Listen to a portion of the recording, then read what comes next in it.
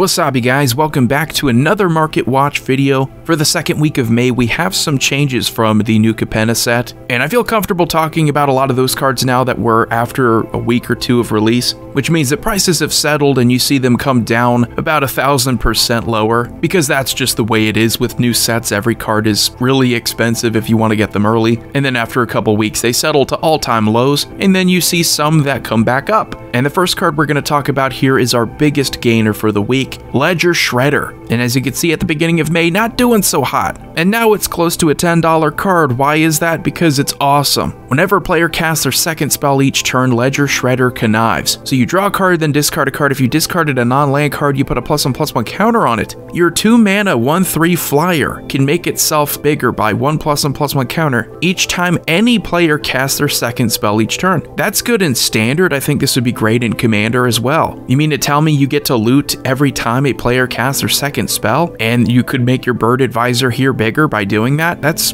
insane. So if Delver of Secrets was a very powerful card for a similar reason, that it was a cheap creature that could turn into a flyer with good stats, this has to be in that same territory. And to have that, what, 10 years after Delver of Secrets? I think it's a pretty big deal, especially at the rare level. I would expect this to go even higher. I think Ledger Shredder is going to be a powerful card in Standard, and even after that I still think it's going to be a good creature. Market value, average listing seems to be consistent, so you know everyone's on the same page. Next up we have Herald of the Host, more Giada influence from the Commander product. It's a great angel, and I think the reason why this one is going up is because you can really benefit off the Myriad. The Myriad tokens will get +1/+1 counters for all of your other angels, so it's not just the 4/4 tokens with Vigilance. They can get bigger, they can get more +1/+1 counters equal to your other angels that were already there, meaning you're gonna pack an even bigger punch. And I've loved Myriad for a long time. I just thought that a lot of these cards from Commander 2015 were a bit lackluster, Blade of Selves really being the only standout. It's nice that we can take essentially Sarah Angel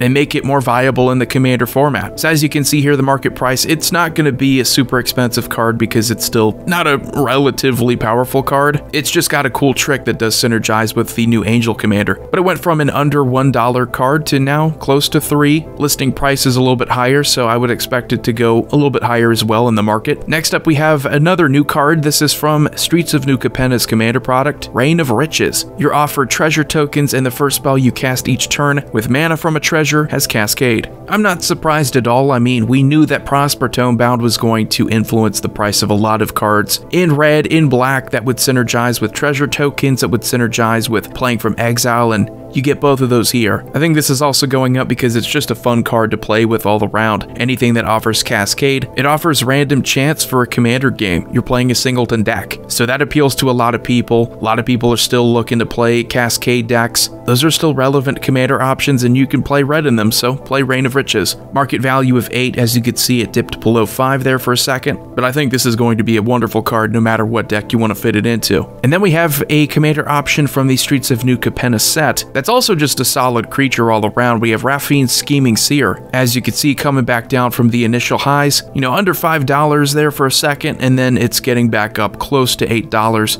Flying and Ward, good keywords, and whenever you attack, target attacking creature connives X, where X is the number of attacking creatures. So the more you attack with, the more you get to connive, the more you get to loot, and the potential number of +1/+1 counters could make it easier to deal damage. So I could really see this being a good card for Standard, and I haven't really talked about it for Commander that much just because I don't really think it does anything super interesting. It's just fundamentally a good creature. It's not really super exciting, it doesn't inspire creativity, but it might be enough for some people. And then we have more influence from Giada. This is Kaldheim's Youthful Valkyrie. And as you can see, as far as uncommons go over the past year, this hasn't been a dirt cheap bulk uncommon. She's been at least a couple dollars. Again, we're talking about a 2-mana flyer that can make itself bigger pretty easily. We went from the days when Ajani's Pridemate aged pretty horribly, where creatures do something similar as long as they have flying and they're still 2 mana, are suddenly among the best uncommons. But whenever another angel enters the battlefield under your control, you put a +1/+1 counter on her. And that's it. That's the whole strategy behind Angel Tribal anyway, so you're going to get an even bigger angel that's fairly costed.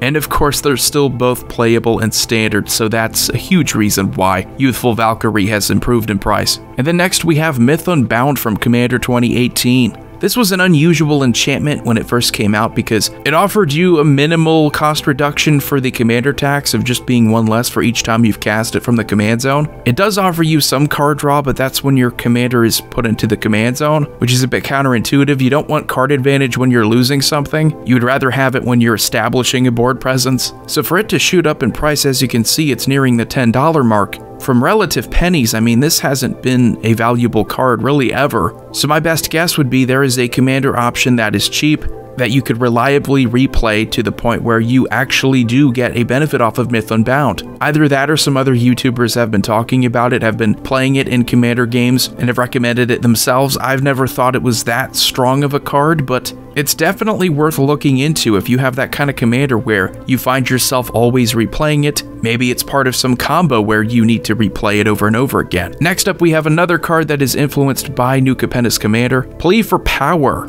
Of course, Will of the Council and Council's Dilemma from Conspiracy 2. Big time influence, of course, because of Tivit, allowing you to vote for an additional time. So around a market price of $7, depending on your playgroup. Between time or knowledge, you want to go for time because time gives you an extra turn, and that can usually win you a game if you have too many extra turns. So you can draw 3 cards for 4 mana or take an extra turn. I think both of those are pretty solid, but of course getting to vote an additional time means that you will then be able to weigh your 2 votes against your opponents, and if you have 3 opponents and one of them says yes to time, you will have 3 votes for time to the 2 votes for knowledge, which means you could very easily and very possibly take an extra turn, whereas before that was most likely going to be just 3 cards. And then following that, we get to talk about some market losers. We have Hollowed Spirit Keeper from Commander 2014. The result of Teysa Karlov, a lot of creatures with good death triggers spiked. This one did because it's a little bit harder to find. It was a commander product card. So overnight it went from like 50 cents to $8. It's a good card. It's still a great combo card if you want to play something like Teyam. A lot of power there, a lot of combo potential if you can keep bringing it back. But as you can see, it's getting closer to $2. And that does sting. Of course, this got a reprint in Crimson Vow Commander, so you knew that as soon as it got a reprint, the value was going to tank. And then after that, we have our second loser in Bastion of Remembrance, going down on its own, not because of a reprint. It's been around a $3 uncommon for about a year now, so as you can see, it's testing that $2 mark, and I've talked about support levels before. As you can see, going back to August, September, it dipped back down to $2. Crimson Vow in November, it dipped back down to $2 and then bounced off of that. So I think that's a pretty good indication of whether or not this is going to go down lower, or it's going to recover and make a run back up to $3. Considering we are in a recession, typically going to bet on it going down. If you see something testing resistance on any kind of investment you're making, or anything collectible, trading card games, anything that you're collecting,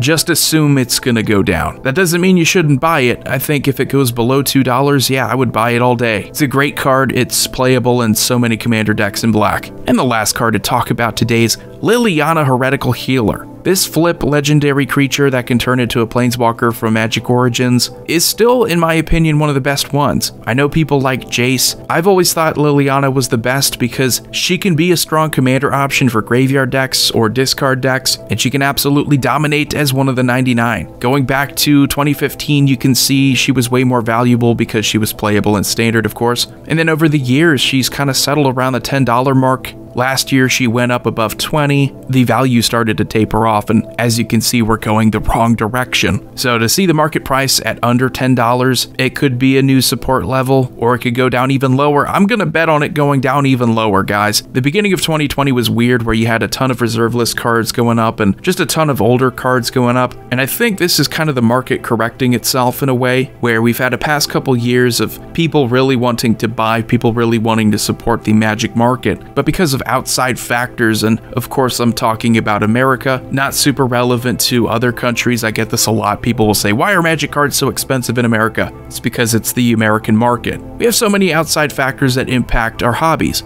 So if you have to pay more for eggs and milk, if you have to pay more for gasoline, you're not going to be wanting a Liliana Heretical Healer as much as you did before. Which is weird because now you're getting discounts on cards like these that are incredible. This one I still think is going to appeal long term to a lot of collectors. So anyway, that's going to do it for the Magic Market Watch for May 12th. As always, subscribe if you have not. Commander Void here. I will see you all next time.